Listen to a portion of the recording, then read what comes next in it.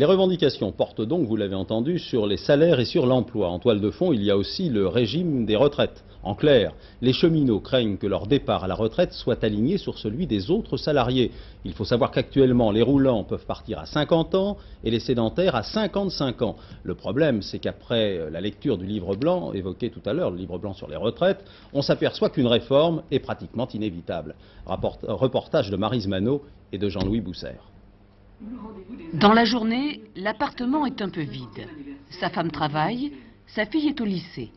À 51 ans, Georges Vallerand est à la retraite. Comme tous les cheminots, il bénéficie du régime spécial de retraite de la SNCF. Pour lui, 50 ans, ce n'est pas trop tôt.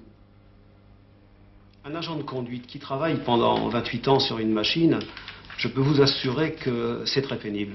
Et je pense que c'est d'une part les conditions de travail, mais c'est surtout les horaires, vous voyez, les horaires décalés. Parce que vous savez, vous arrivez le matin à 6 heures après avoir fait un train de nuit, et il faut que le soir à 23 heures, vous soyez frais et dispo pour reprendre un autre train. Et c'est quand même un gros problème, parce que d'une part, il y a les enfants, il y a la famille qui existe, on ne peut pas non plus l'ignorer. On prend sur son sommeil pour participer aussi à la vie familiale autant que faire se peut. Et c'est très épuisant au niveau de la vie de famille et au niveau de la fatigue nerveuse. Sa retraite sera active et bénévole. Toujours pour la SNCF, il s'occupe d'associations culturelles. Ici commence le début d'une vie sociale enfin normale. Alors, qu'on ne lui parle pas de privilèges. Il a cotisé davantage que les retraités de 60 ans. Pas question de renoncer au statut des cheminots. C'est un faux débat de renvoyer dos à dos, disons, les salariés qui bénéficient du régime général et les salariés qui bénéficient d'un régime spécial. La démarche actuelle, c'est d'essayer de faire travailler les gens plus longtemps.